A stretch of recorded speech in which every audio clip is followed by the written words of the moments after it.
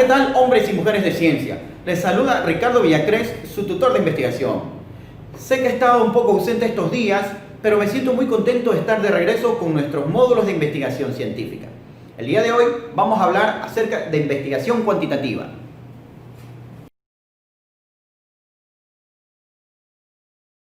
Este es el contenido para el día de hoy. Vamos a hablar primero del proceso de investigación cuantitativa, los problemas y objetivos de investigación cuantitativa, la justificación y viabilidad de la investigación cuantitativa, preguntas e hipótesis y variables de investigación cuantitativa, marco teórico, diseño de investigación, métodos de recolección y análisis, muestras y tipos de muestreo, interpretación de los resultados y las conclusiones. Y finalmente voy a dejar unas preguntas de razonamiento. El contenido que he puesto aquí es lo más práctico posible respecto a los formatos de investigación que usualmente se piden en proyectos de titulación para grado, posgrado. Primero vamos a refrescar cómo es el proceso de la investigación cuantitativa. Como ustedes pueden ver, es un proceso secuencial. Secuencial porque sigue un orden, como ustedes ven. Va desde la idea hasta los resultados. A diferencia de la investigación cualitativa que ustedes ven es iterativo, es decir, va y viene. Acá sí, en investigación cuantitativa hay un orden. Y probatorio porque al final se busca probar algo sobre esto, sobre la teoría, sobre la hipótesis. Es decir, yo tengo un alfa que viene a ser una teoría y a través de un beta, que es la prueba empírica, trataré de probar esa teoría.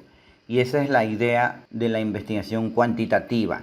Las características del enfoque cuantitativo, te invito a ver un video donde explico y comparo el enfoque cuantitativo con el enfoque cualitativo. Pero en general, vamos viendo, el proceso cuantitativo es, vamos refrescando, es hipotético deductivo. Como les dije, hay una hipótesis, hay un alfa, una teoría que yo probaré con un beta, que es una prueba empírica. Es decir, deduciré a partir de la prueba que le haga la hipótesis. Luego, él dice la hipótesis a partir del problema y refinadas por la teoría. Hipótesis a partir del problema y refinadas por la teoría. Como acabo de decir, uno puede partir de una pregunta de investigación que a través de un proceso lógico se transforma en una hipótesis. Luego, al hacer la revisión de la literatura y encontrar la teoría, podríamos refinar esa hipótesis a lo que dice la teoría. Desde el paradigma pospositivista, la posición que tiene el investigador es objetiva, distante. Y obviamente las deducciones las hace a partir de lo que obtiene en la prueba empírica. Luego dice generalización por extrapolación, es decir, que los resultados que se comprobasen en el análisis sobre una muestra pueden, según el nivel de confianza en el cual se ha hecho el análisis, pueden extrapolarse, es decir, generalizarse hacia la población sobre la cual se ha hecho el análisis. Ya hablamos de que son datos numéricos y requiere de comprobación estadística. Todo esto es la investigación cuantitativa. Vamos, te invito nuevamente a ver el video en donde explico y comparo investigación cuantitativa con cualitativa.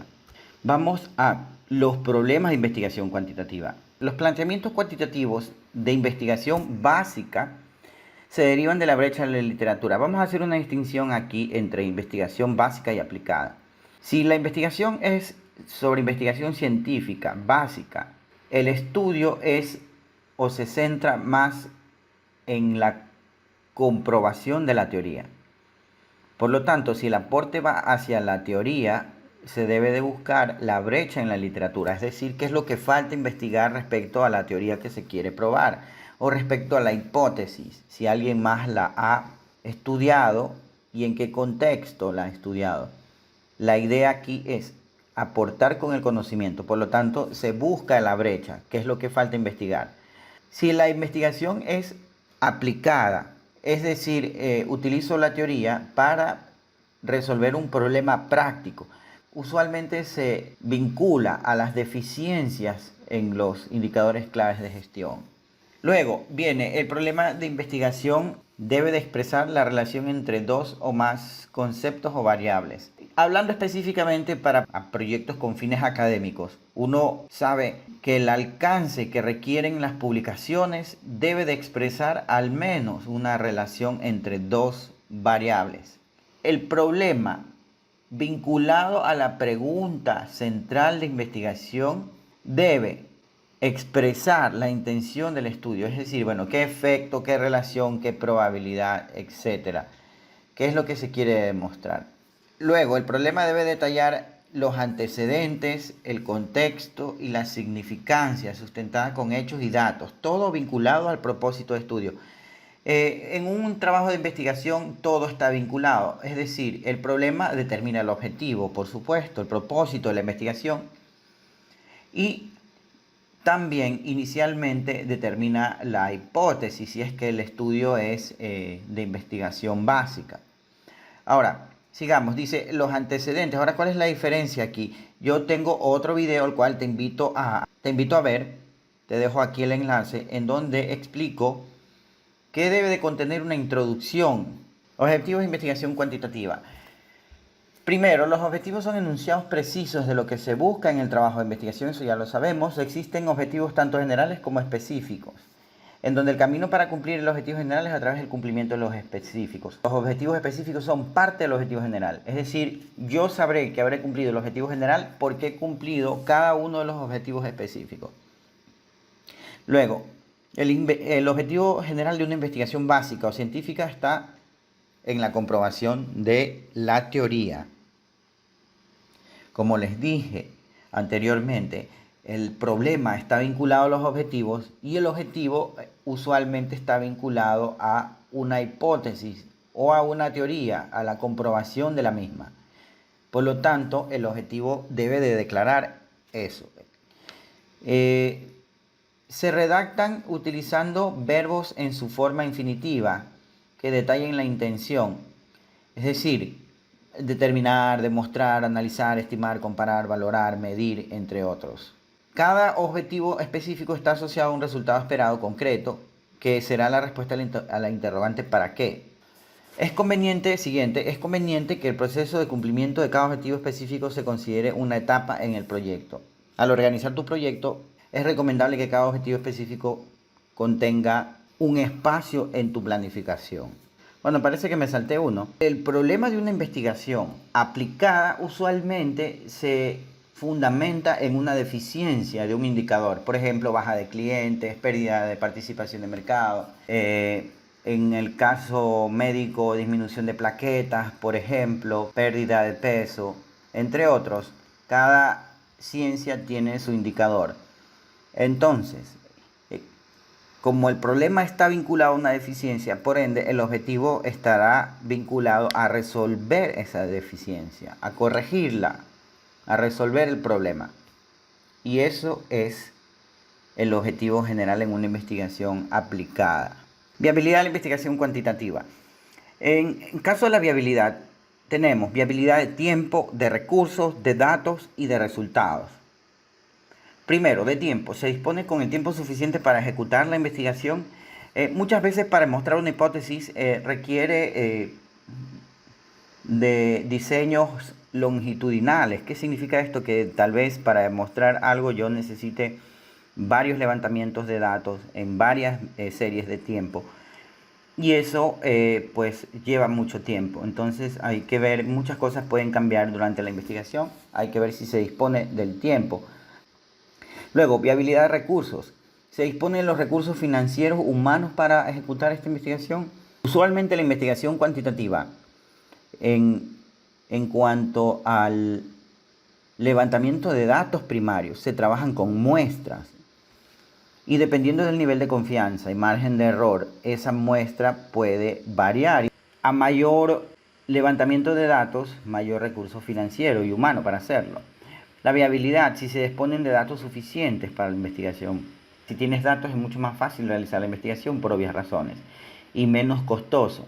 Si no tienes los datos vas a tener que levantarlos y por ende necesitas más recursos y más tiempo.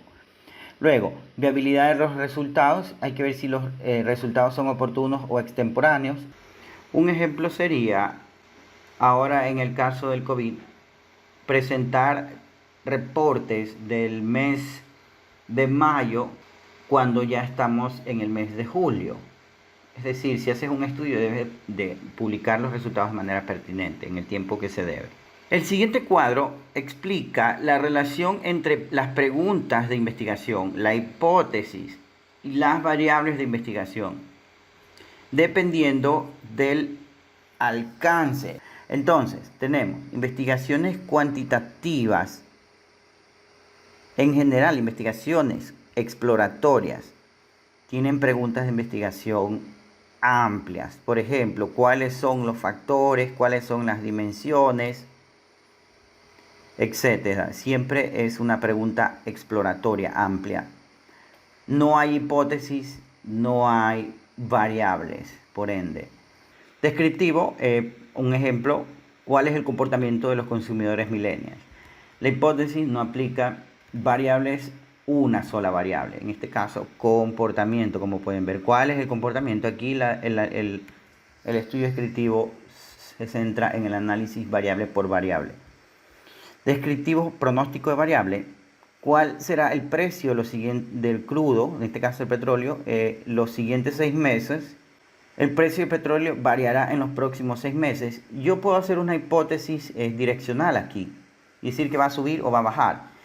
Si quieres saber más sobre la pregunta de investigación e hipótesis, te dejo otro enlace en donde explico al detalle cómo se relacionan estas dos. Seguimos. Como podemos ver aquí también, la variable es sobre una sola variable, que es el precio. Aquí la hipótesis se hace en función al movimiento de esa variable en el tiempo. El estudio correlacional, tenemos una pregunta como ¿cuál es la relación entre el tiempo y el dinero? Decimos que la hipótesis es en función a la pregunta. El valor del tiempo y del dinero están relacionados. Son dos variables, tiempo y dinero.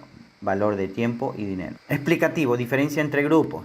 ¿Cuál es la diferencia en los índices de COVID entre Europa y América? Ahí hay un análisis de diferencia, como ustedes pueden ver, dos grupos, Europa y América.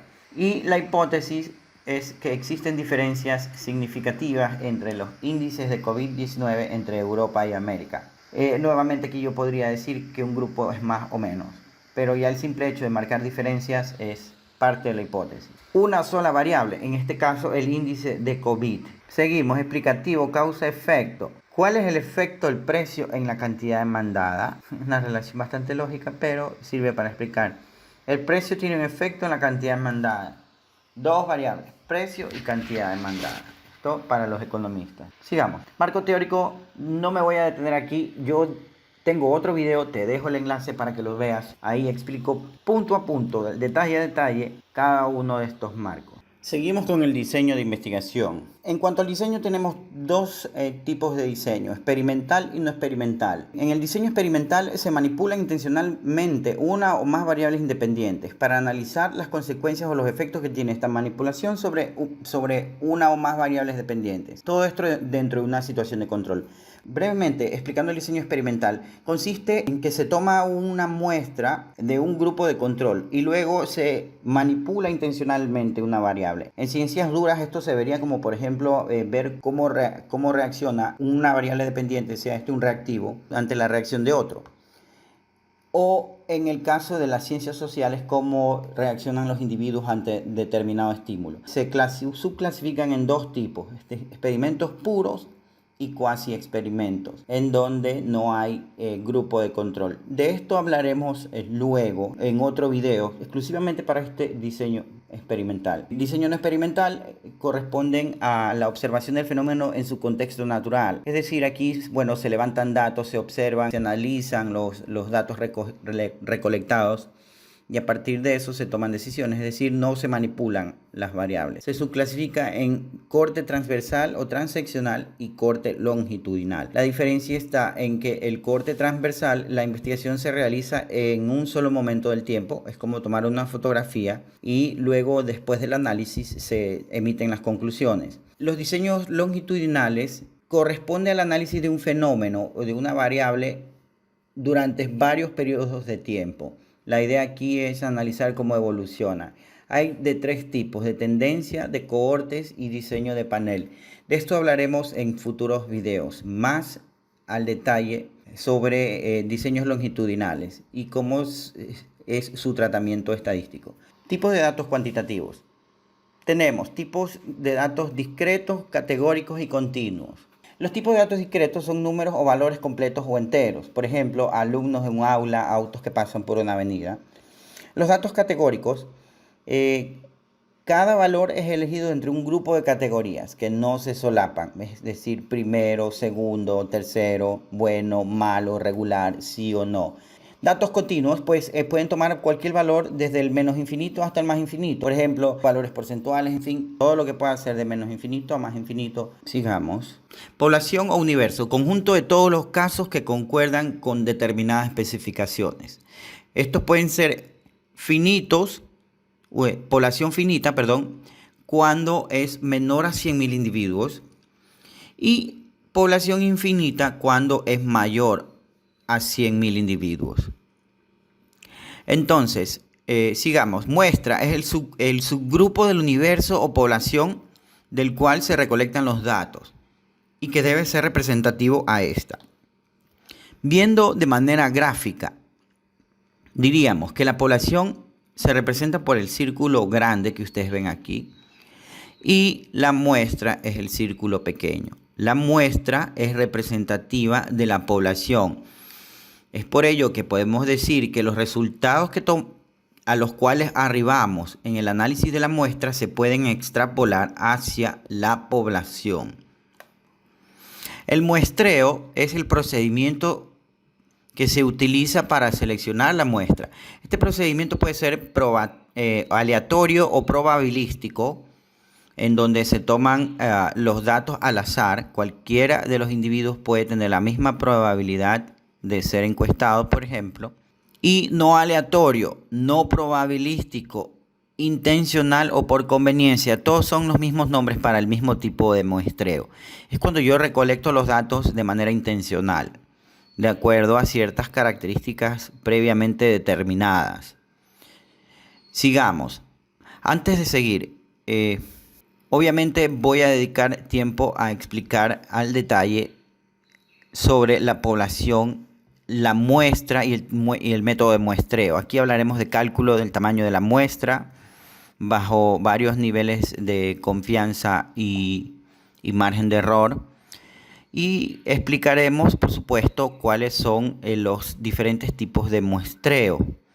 En el caso aleatorio probabilístico tenemos, por ejemplo, aleatorio simple, sistemático, estratificado, por conglomerados, que podemos analizar en futuros videos. Sigamos.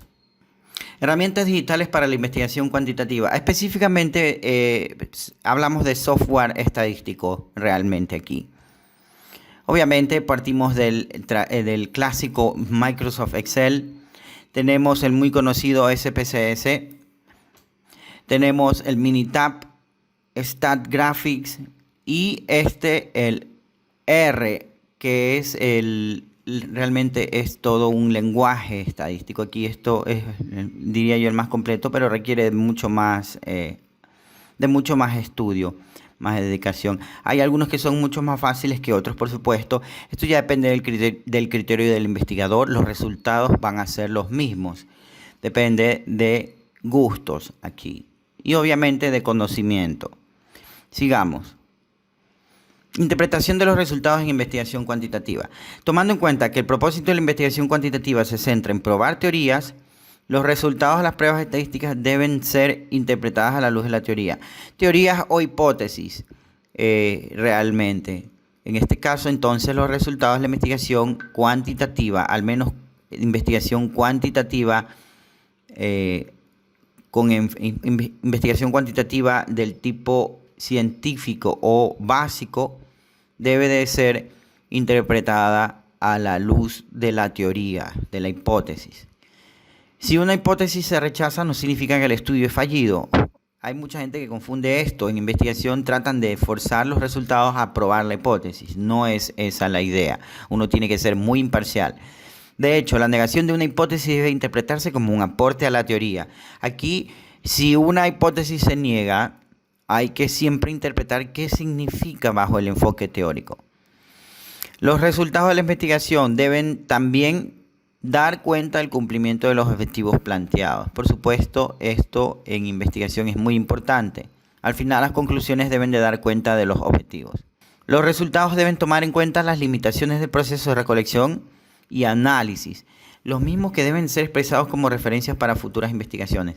No se puede realmente probar todo, quedan muchas brechas y es importante al final de la investigación reconocer cuáles son las limitaciones en tu trabajo para luego dejar futuras recomendaciones o recomendaciones para futuras investigaciones a gente, a investigadores que quieren seguir tu línea de investigación.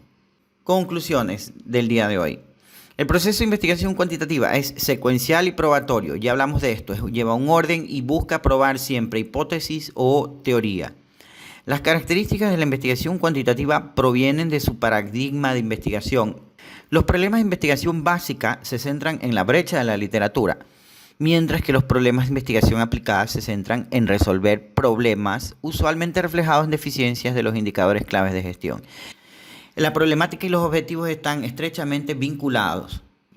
En el caso de la investigación básica, la problemática se centra en la brecha. El objetivo, por supuesto, será indagar acerca de esa brecha.